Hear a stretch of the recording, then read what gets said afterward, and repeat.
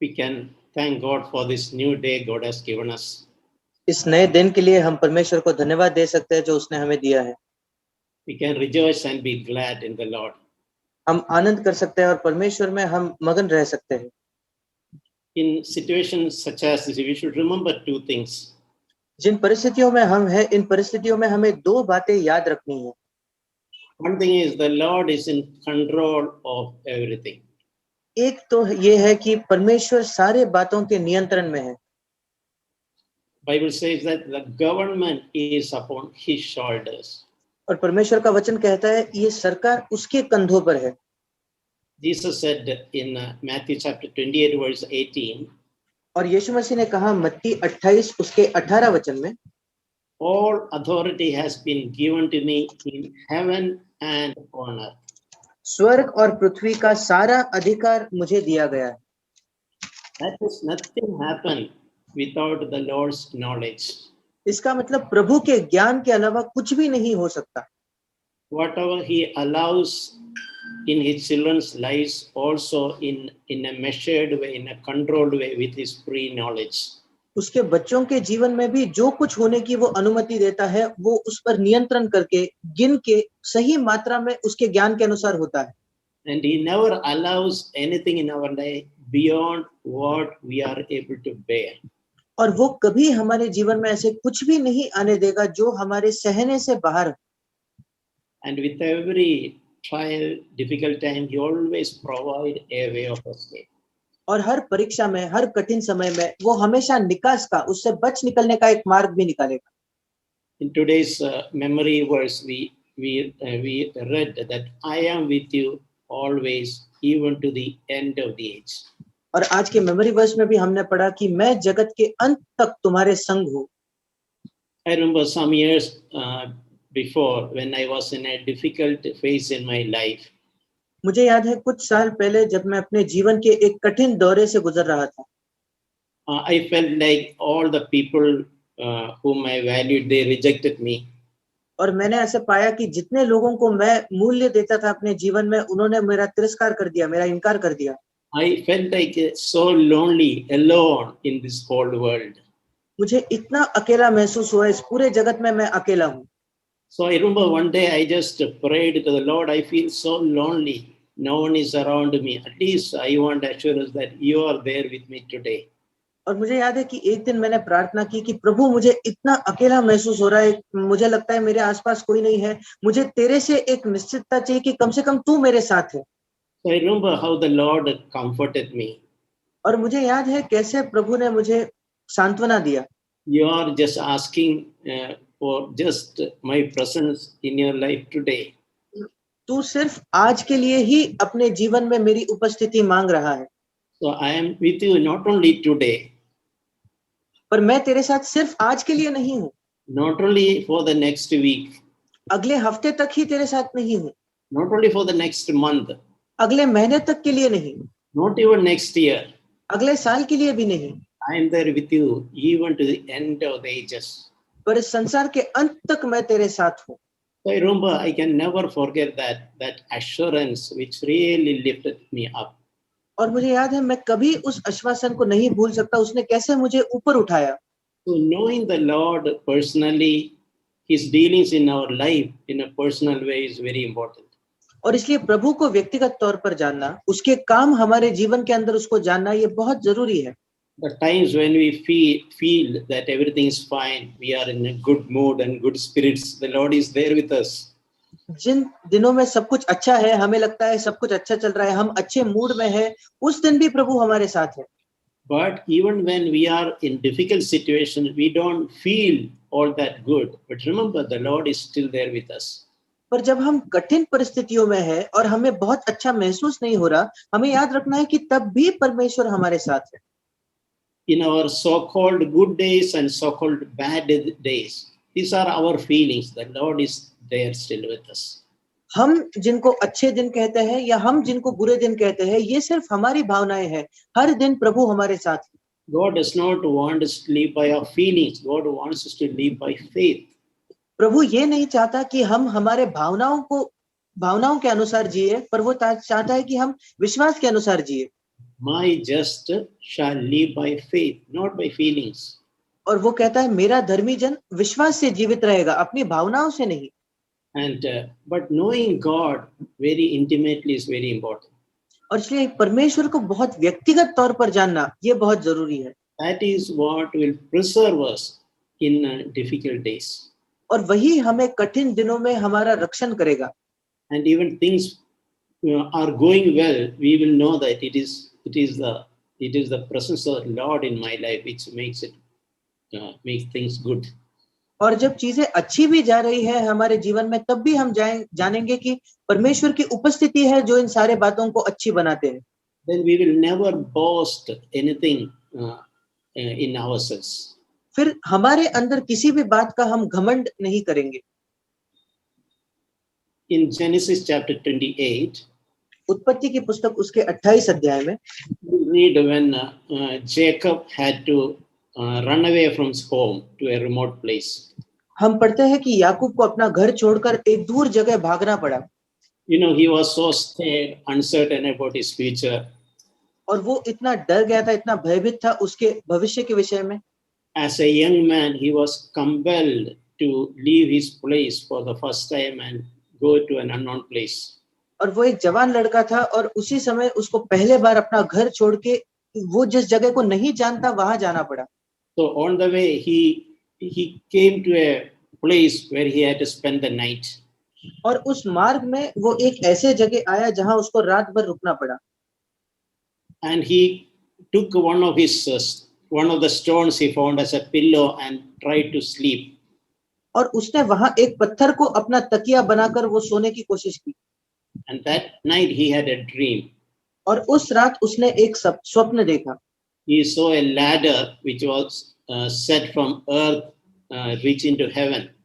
और उसने एक सीढ़ी देखी जो पृथ्वी पर खड़ी है और उसका दूसरा टोक स्वर्ग तक पहुंचा है। And angels of God were ascending and descending on it. और परमेश्वर के दूत उस पर से चढ़ते उतरते हैं।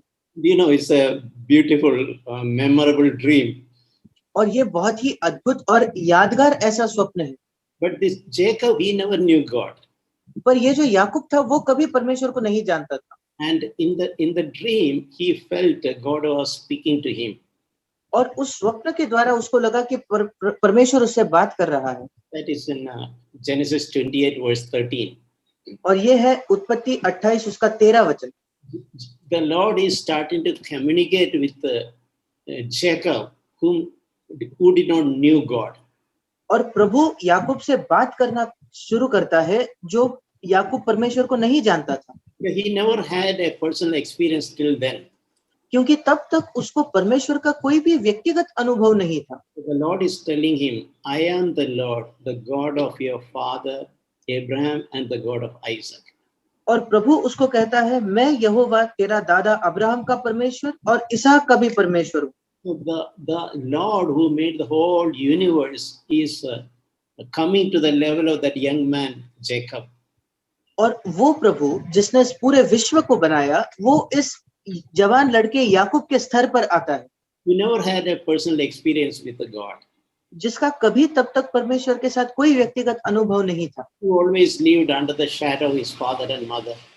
जो तब तक अपने माता पिता के परछाई के नीचे रहा था। We can see God coming to his level and introducing himself.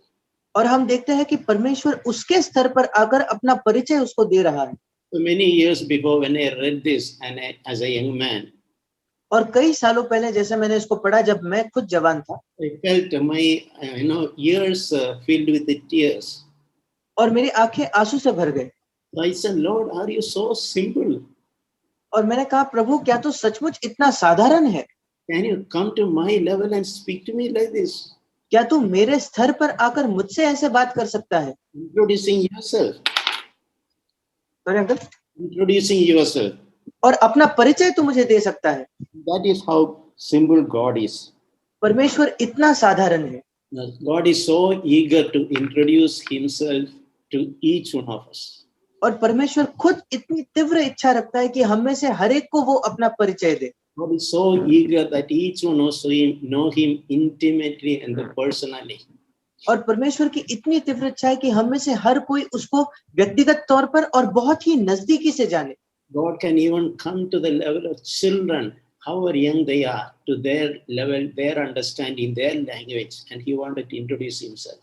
और परमेश्वर बच्चों तक के स्तर तक आ सकता है, उनकी भाषा, उनके स्तर, उनकी समझ तक, और अपना परिचय उसको उनको दे सकता है. And now, what is something amazing is the Lord is telling something else. और एक अद्भुत बात यह है कि प्रभु याकूब को और भी कुछ कहता है. In verse 15, 15 वचन में, I will not leave you until I have done what I have promised to you. वो कहता है, मैं अपने कहे हुए को जब तक पूरा न कर लूं तब तक तुझको न छोड़ूंगा. So remember, God is speaking to this to an indifferent person. और याद रखिए कि प्रभु ये बातें एक ऐसे व्यक्ति को कहता है जिसको ये फर्क नहीं पड़ता था प्रभु के अस्तित्व से, Who is so self-centered, जो बहुत ज्यादा स्वार्थी है, who is so trusting his own cleverness and abilities. जो अपनी ही बुद्धि और अपनी ही क्षमताओं पर पूरा भरोसा रखता है. You know how he grabbed his first elder brother's rights. हम जानते हैं कि कैसे उसने अपने बड़े भाई के सारे हकों को छीन लिया. The very name of Jacob is grabber. और याकूब इस नाम का ही अर्थ है छीनने वाला. But God had a plan in his life. पर परमेश्वर का उसके जीवन के लिए एक योजना थी. Even if Jacob was unwilling, he is running away. God is telling, I will never leave you. और इसलिए भले ही याकूब नहीं चाहता था और वो भाग जा रहा था, पर परमेश्वर कहता है, मैं तुझे नहीं छोड़ूंगा. Until I have done all that I have promised you. तब तक नहीं छोड़ूंगा जब तक मैंने जो कुछ तुझे वायदा किया है उसको पूरा न कर लूं. When I read this, my heart was overwhelmed with the heart of the Lord. और जब मैंने इसको पढ़ा तो मेरी आंखें भर गई ये देखे कि प्रभु का हृदय कैसा है. God is so loving, so good. परमेश्वर इतना प्रेम करने वाला है, इतना अच्छा है. Even when I am not willing, He is saying, I will not leave you until I have accomplished what I have promised to you. जब मैं भी तैयार नहीं होता या मेरी इच्छा नहीं होता, तब भी प्रभु कहता है कि मैं तुझे तब तक नहीं छोड़ूंगा जब तक जो मेरा वायदा है उसको मैं पूरा नहीं कर लेता. And then Jacob, when he woke up from his sleep, he realized something. और जब याकूब अपने नींद से जग गया तो उसको एक बात का एहसास हुआ. He is saying in verse 16, वो 16 वचन में कहता है, surely the Lord is in this place. निश्चय इस स्थान में यहोवा है. I did not know it. और मैं इस बात को न जानता था. This is a wonderful truth. ये एक अद्भुत सत्य है. Jacob never realized that jungle, that lonely place, the Lord is there. Jacob thought, I am all alone there. याकूब को ये कभी एहसास नहीं हुआ कि उस जंगल में जहां वो अकेला था वहां प्रभु भी है. वो सोचता था कि मैं अकेला हूँ. So that day he realized the Lord is surely in this place. और उस दिन याकूब ने जाना कि निश्चय इस स्थान में यहोवा है.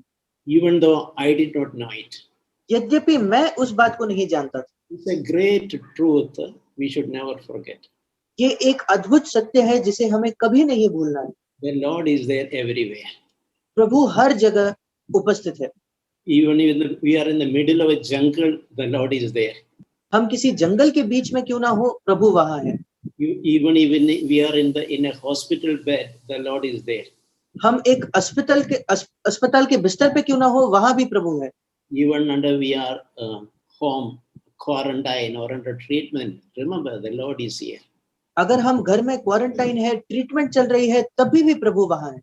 Just like Jacob, we may not be knowing. Jacob did not know it.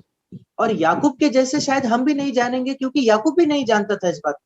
Even when we are engaged in things which are pleasing to the Lord, we should not forget this truth that the Lord is watching, the Lord is here.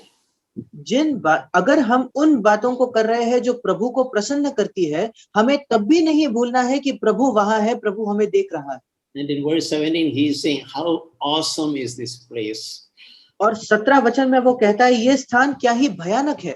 That middle of this jungle where he did not have poor fellow did not have a pillow to sleep. He is saying this is an awesome place. और इस जंगल के बीच में जहां उसको सोने के लिए भी तकिया नहीं था, वो कहता है कि ये क्या ही बढ़िया जगह है. The place where the Lord is there, that is an awesome place. जहां कहीं परमेश्वर होता है वो एक बहुत अच्छी जगह होती है. whichever difficult place we are thinking we are now in, remember, it is an awesome place because the Lord is there.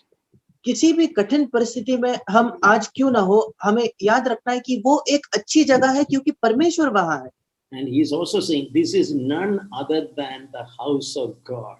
और वो आगे ये भी कहता है, ये तो परमेश्वर के भवन को छोड़ और कुछ नहीं हो सकता, And this is the gate of heaven. वरन ये तो स्वर्ग का फाटक होगा।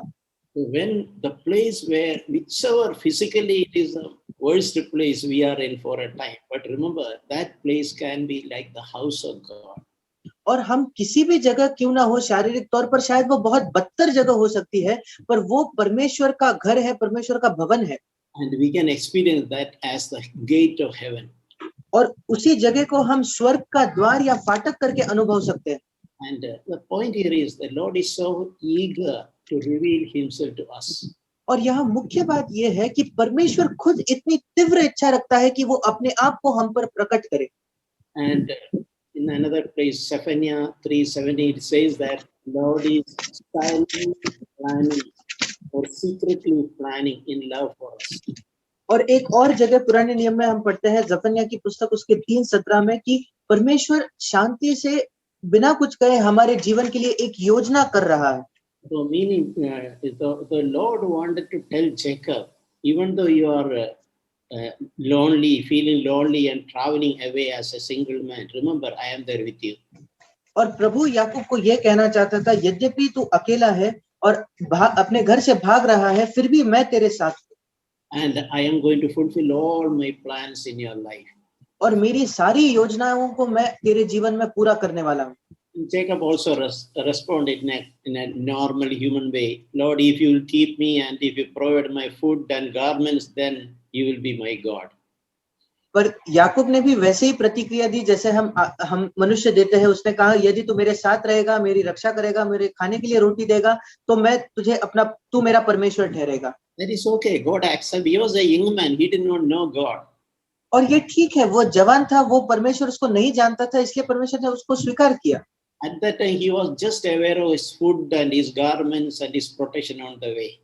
उस समय उसको बस अपनी रोटी, अपना कपड़ा और उसकी यात्रा में रक्षा चाहिए थी। He promised God, so long as you provide those three things, you will be my God. और उसने परमेश्वर को ये वायदा किया कि जब तक तू मुझे ये 3 बातें देगा, तू मेरा परमेश्वर रहेगा। But the Lord had far more a bigger plan for Jacob's life. पर परमेश्वर का याकूब के जीवन के लिए इससे कई बड़ी एक योजना थी। We read also in Isaiah chapter 43 verses 1 and 2. और हम यशायाह उसके 43 उसके पहले 2 वचनों में पढ़ते हैं। The same in the name of Jacob. Now Jacob is become a nation, Israel. और ये व्यक्ति जो याकूब था, उसी के नाम से अब एक राष्ट्र बन गया है, एक देश बन गया है, इस्राएल। And quoting Jacob, the Lord is speaking to that nation. और याकूब का नाम लेकर परमेश्वर उस देश से बात कर रहा है। Do not fear, for I have redeemed you. मत डर, क्योंकि मैंने तुझे छुड़ा लिया है। I have called you by name. मैंने तुझे नाम लेकर बुलाया है। Have you thought about it? The Lord is calling each one of us by name. क्या आपने कभी इसके विषय में सोचा है कि परमेश्वर हम में से हर एक को अपने नाम से बुलाता है? By your personal name. हमारे व्यक्तिगत नाम से। And the most amazing thing the Lord is saying, you are mine. और सबसे अद्भुत बात जो प्रभु कहता है वो ये है कि तू मेरा ही है।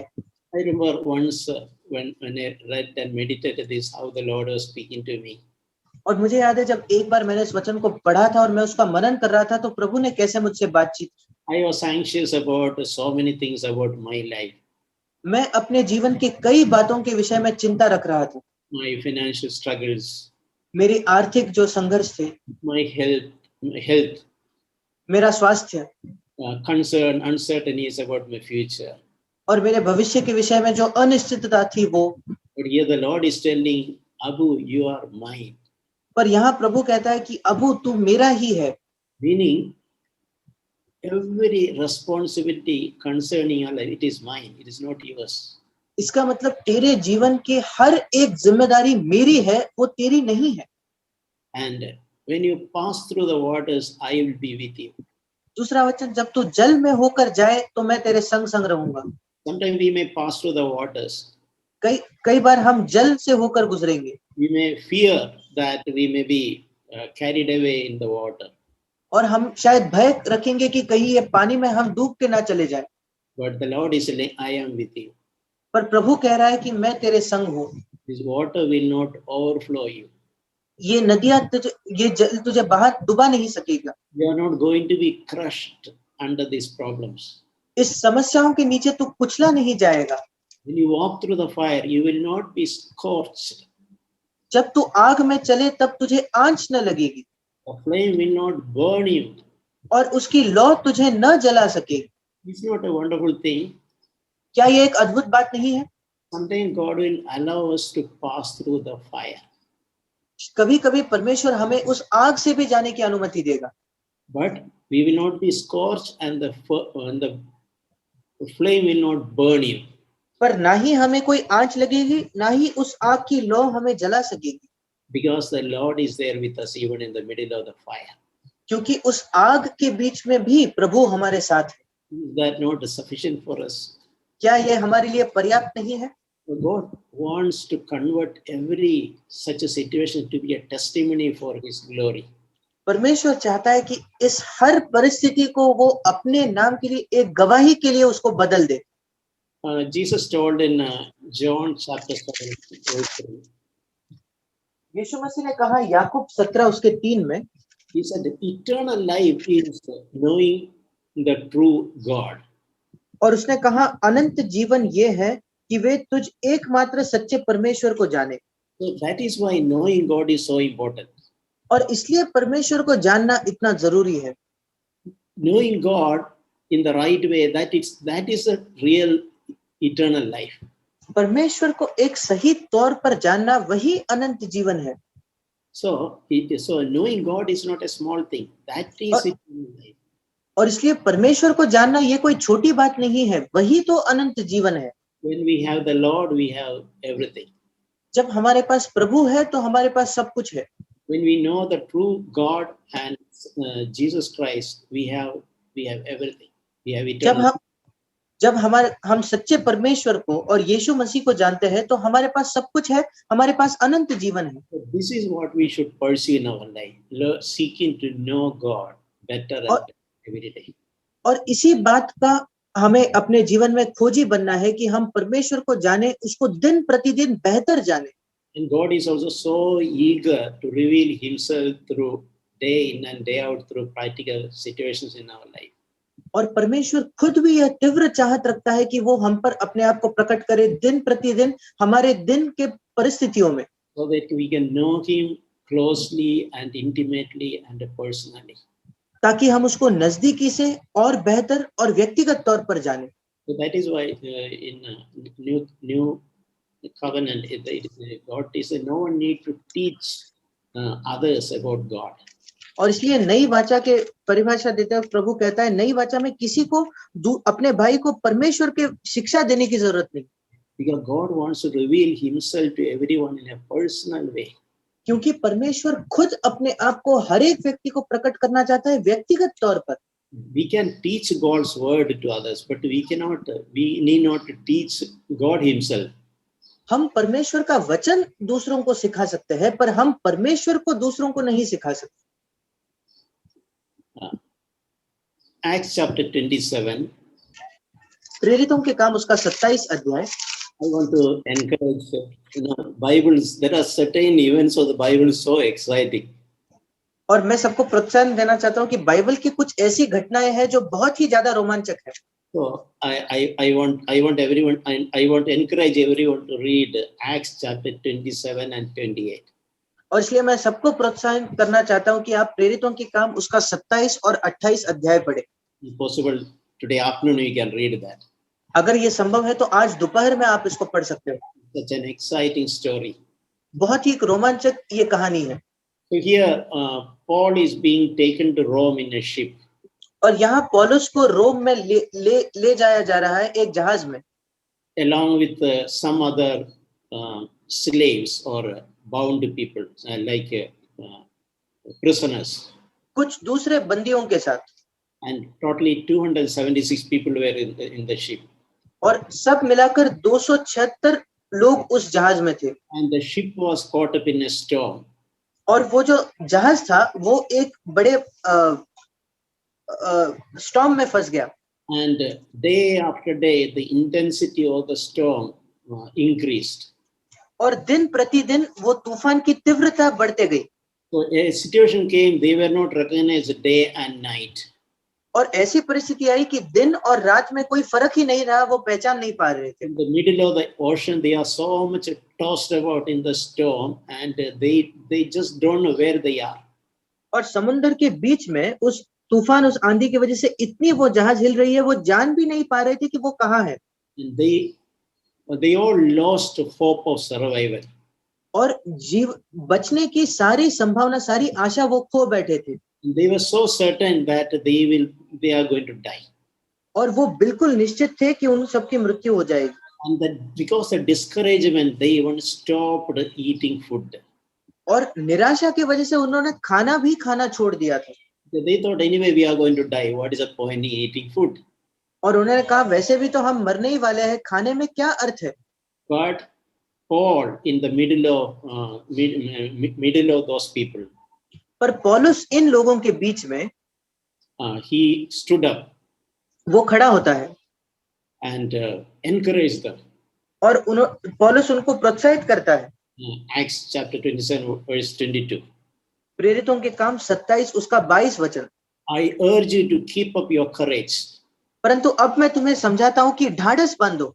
And he is guaranteeing there will no loss of life among you. और वो इस बात का आश्वासन दे रहा है क्योंकि तुम में से किसी के प्राण की हानि न होगी। Our ship may be shipwrecked, everything, material thing may be lost, but none of the life will be lost. हमारा जहाज नष्ट हो जाएगा, हमारी भौतिक चीजें जाएंगी, पर किसी का भी प्राण नहीं जाएगा। Verse 23. 23 वचन में, For this very night the angel of God, to whom I belong and to whom I serve. क्योंकि परमेश्वर जिसका मैं हूं और जिसकी सेवा करता हूं, उसके स्वर्गदूत ने आज रात। So one important thing which the Lord spoke to me when I read this passage is, और जब इस वचन को मैं पढ़ रहा था तो एक जरूरी बात जो प्रभु ने मुझसे कही, Paul is talking about God. He's saying that God to whom I belong. और पौलुस परमेश्वर के विषय में यह कहता है कि परमेश्वर जिसका मैं हूं। So in other words, he is saying that, hey guys, I am not an orphan. और दूसरे शब्दों में वो कह रहा है कि भाइयों, मैं एक अंकल ऑर्फन, Yes. मैं एक अनाथ नहीं हूं। I have a heavenly Father. मेरे पास एक स्वर्गीय पिता है। I have a God to whom I belong. एक परमेश्वर है जिस परमेश्वर का मैं हूं। Even though his hands and legs were tied, remember, he knew he belonged to somebody. यद्यपि उसके हाथ पैर बंधे हुए हैं, वो इस बात को याद रखता था कि वो किसी का है। In a human way, Paul was the most miserable person in that ship among the 276 people. अगर हम मानवीय तौर पर देखें तो उन 276 लोगों में पौलुस बहुत ही एक बुरी अवस्था में था। The most others were either ship people, crew or soldiers.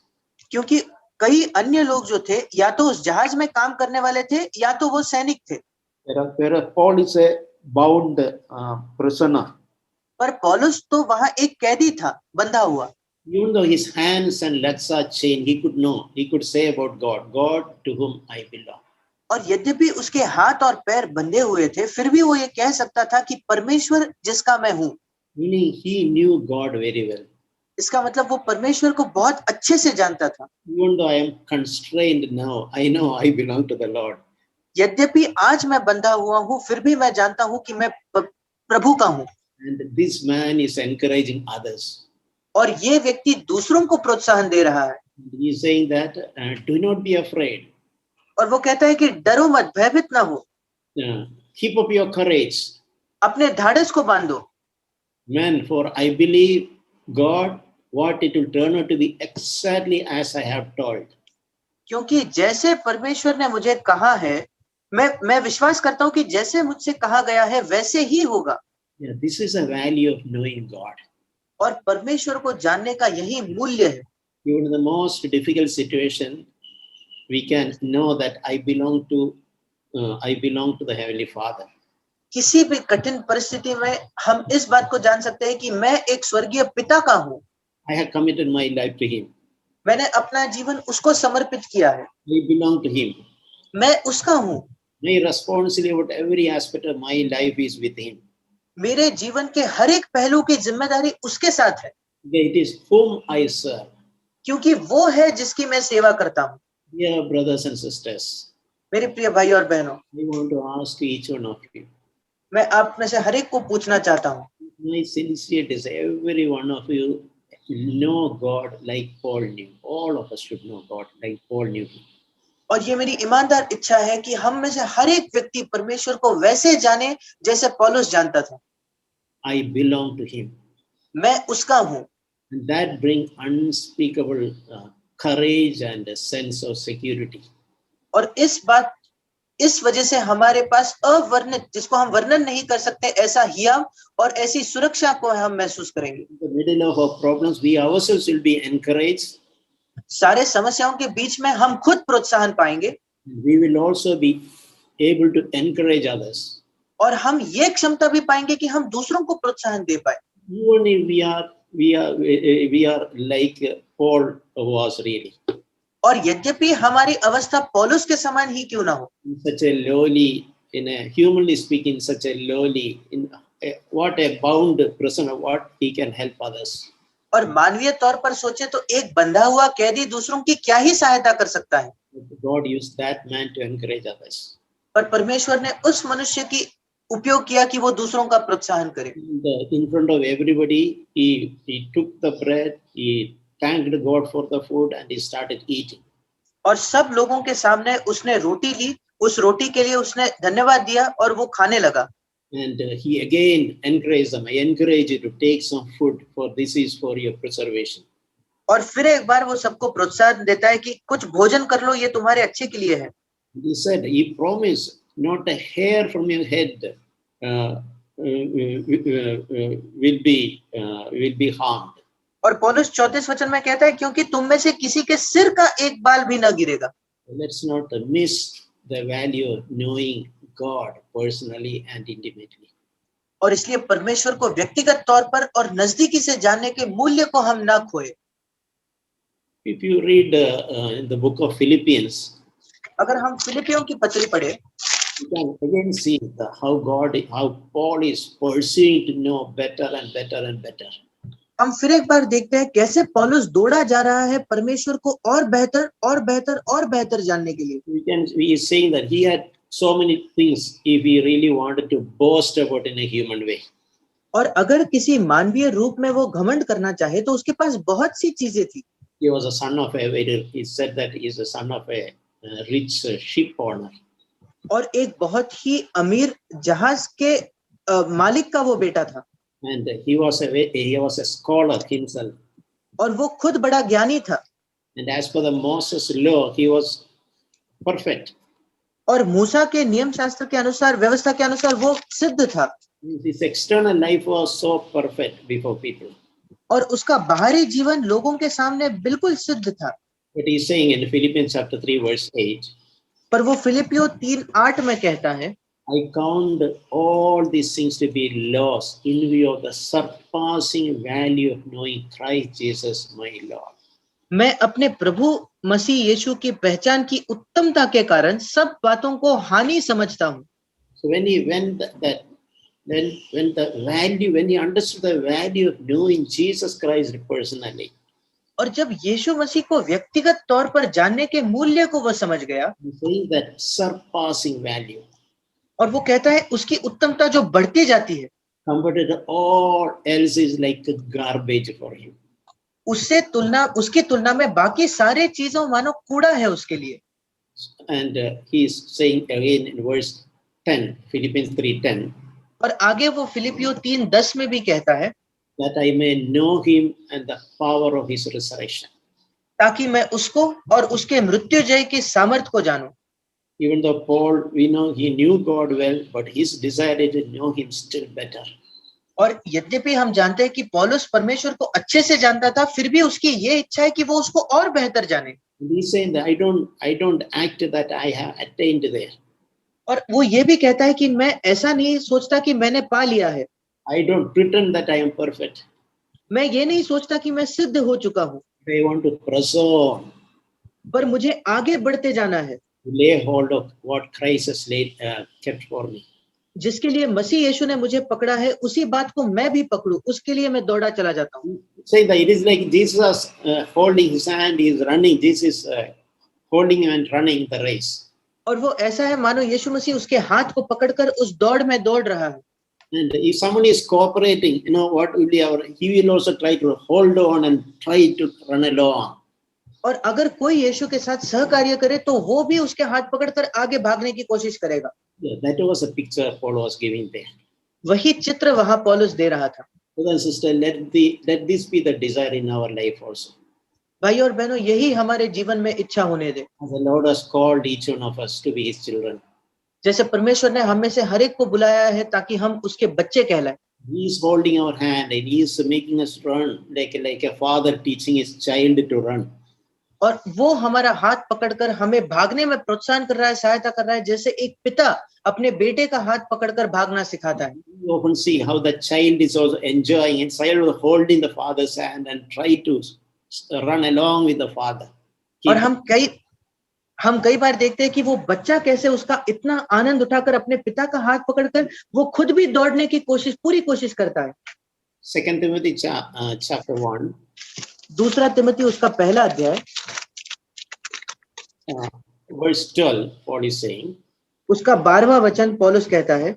He's saying after many describing the sufferings and tribulations he had. और कई दुखों को, कई क्लेशों को जिनका उसने सामना किया, उसके बाद वो ये कहता है।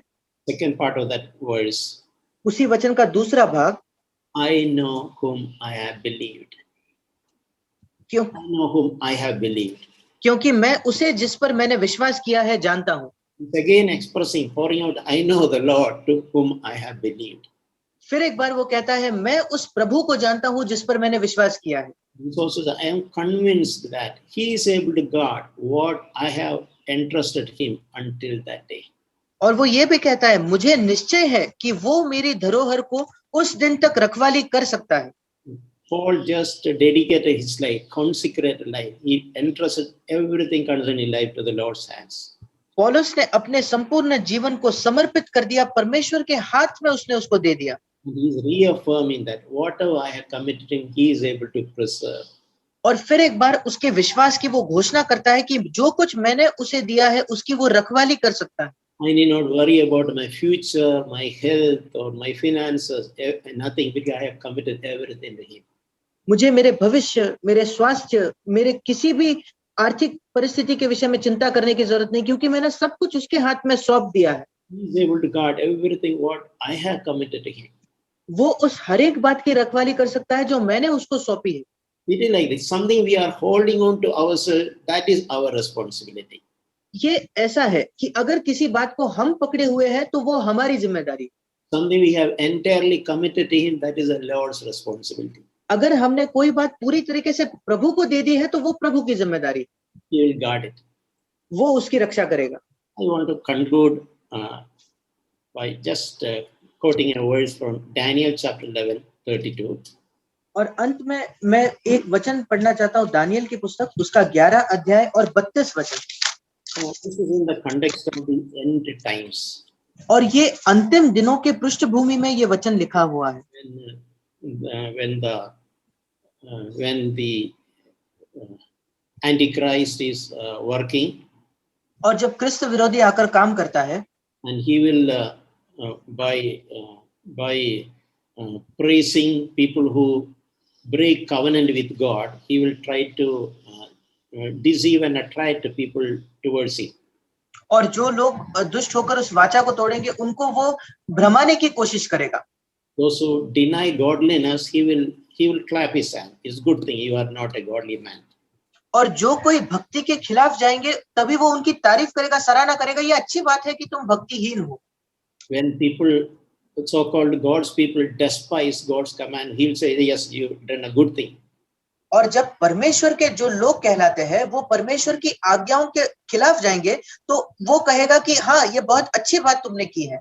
But in the midst of that, there will be some people पर इस परिस्थिति के बीच में भी कुछ लोग रहेंगे who know their God. जो लोग अपने परमेश्वर का ज्ञान रखेंगे। There are people who are willing to compromise, ऐसे लोग हैं जो समझौता करने के लिए तैयार है, willing to despise the precious thing God has given, जो मूल्यवान चीज प्रभु ने दी है उसको तुच्छ जानने के लिए तैयार है, despising a godly life, एक ईश्वरीय जीवन जीने को तुच्छ वो जानते हैं, despising godliness. भक्ति के जीवन को तुच्छ जानते हैं। In the midst of that, people who really know God, they will display their strength. इन लोगों के बीच में जो लोग परमेश्वर को जानते हैं वे हियाव बांधकर बड़े काम करेंगे। So knowing God is very important. और इसलिए परमेश्वर को जानना बहुत जरूरी है। When we don't know God personally, we will crumble under pressure. जब हम परमेश्वर को व्यक्तिगत तौर पर नहीं जानते तो ज्यादा दबाव के नीचे हम कुचले जाएंगे। But if we know God, we can display our strength. पर अगर हम परमेश्वर को जानेंगे तो हम अपनी सामर्थ्य को प्रकट कर सकते हैं। You can tell the Antichrist and he said, I'm not interested in your praise. और हम क्रिस्त विरोधी और उसके सहकारियों को कह सकते हैं कि मैं तेरी स्तुति में बिल्कुल दिलचस्प नहीं रखता। I'm not going to yield under your pressure तेरे दबाव के नीचे मैं नहीं आऊंगा because I know my God. क्योंकि मैं अपने परमेश्वर को जानता हूँ। We can display our strength. हम अपनी सामर्थ्य को प्रकट कर पाएंगे। And they will also take action. और वो काम भी करेंगे। May God help us. परमेश्वर हमारी सहायता करे।